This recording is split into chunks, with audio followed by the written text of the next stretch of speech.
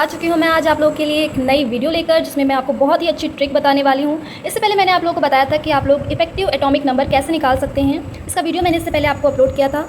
तो आज मैं आपको बताऊंगी कि किस तरीके से आप ऑक्सीडेशन स्टेट को याद कर सकते हैं, एटॉमिक नंबर को याद कर सकते हैं, कोऑर्डिनेशन नंबर को याद कर सकते हैं और इफेक्टिव एटॉमिक नंबर को भी कैसे याद कर सकते हैं। बहुत ही छोटी सी ट्रिक है, बस आप लोगों को अपने माइंड का बहुत ही अच्छे से यूज़ करना है।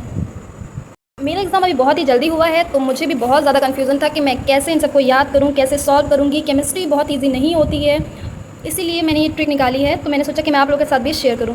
तो अगर आपको सबसे पहले आपको क्या करना है कि एग्ज़ाम हॉल में जब आप जाते हैं, तो अगर आप किसी चीज़ को याद करके जाएंगे तो आप फटाफट जाकर वहाँ पर इन सब चीज़ों को लिख लीजिए और उसके बाद आप अपने क्वेश्चंस को सॉल्व कीजिए। तो इससे आपका टाइम जो है वो बच जाएगा। तुरंत आप अगर किसी भी क्वेश्चन में ऑक्सीडेशन स्टेट पूछा है तो आप सीधे पीछे पलट कर देख सकते हैं कि आपने कितना ऑक्सीडेशन स्टेट याद किया है, तो आपको निकालना नहीं पड़ेगा।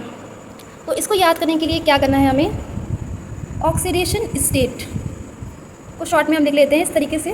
फिर आप देख सकते हैं कि ऑक्सीडेशन स्टेट, ये जितने भी एलिमेंट्स दिए हुए मैं आपको इनका बता रही हूँ, लेकिन आप जो भी एलिमेंट्स आपके कोर्स में हो, जिनका आपको याद करना हो, वो आप इस तरीके से लिखकर याद कर सकते हैं। जिनकी न्यूमरोलॉजी बहुत अच्छी होती है उनके लिए बहुत ही अच्छी ट्रिक है। तो ऑक्सीडेशन स्टेट के लिए आपको क्या करना है, जैसे मैं आपको फॉर एग्जाम्पल बताती हूँ। इसका ऑक्सीडेशन स्टेट आप यहाँ से देख सकते हैं, लाइन वाइज में बता रही हूँ।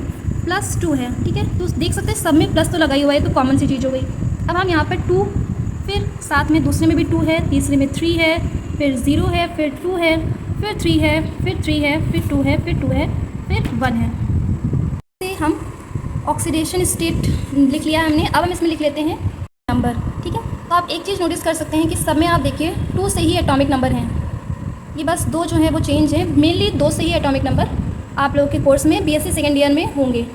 फर्स्ट ईयर में, सेकेंड ईयर में आपको यही सिलेबस मिलेगा।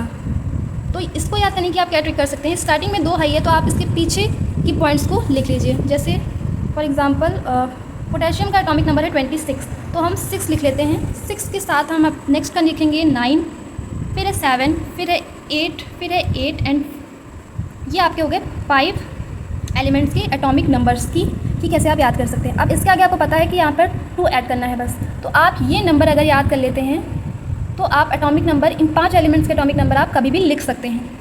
यहाँ पर आप देखिए 2 को अगर लगाते हैं तो 26 आपका पोटेशियम का हो गया। इसीलिए लाइन वाइज आप सीरियल वाइज ये याद कर लीजिएगा आपके जो भी एलिमेंट्स हैं और उसके साथ इन नंबर्स को याद कर लीजिए।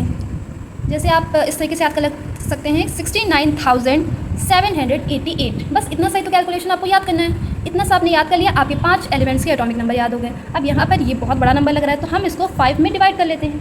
5 लर्न कर लेते हैं। जैसे हो गया 22,302, 33,221। So simple is that. तो इस तरीके से आप electronic number of electrons, atomic number, coordination number, oxidation number, ये सब कुछ आप याद कर सकते हैं। तो अगर आप लोगों को मेरी ट्रिक पसंद आई हो तो इस वीडियो को ज़रूर लाइक कीजिएगा और शेयर कीजिएगा और मुझे कमेंट करके बताइएगा कि अगर आप लोगों को ट्रिक अच्छी लगी होगी तो मैं ऐसी ही ट्रिक आप लोगों के लिए और भी लेकर आऊँगी। Thank you for watching.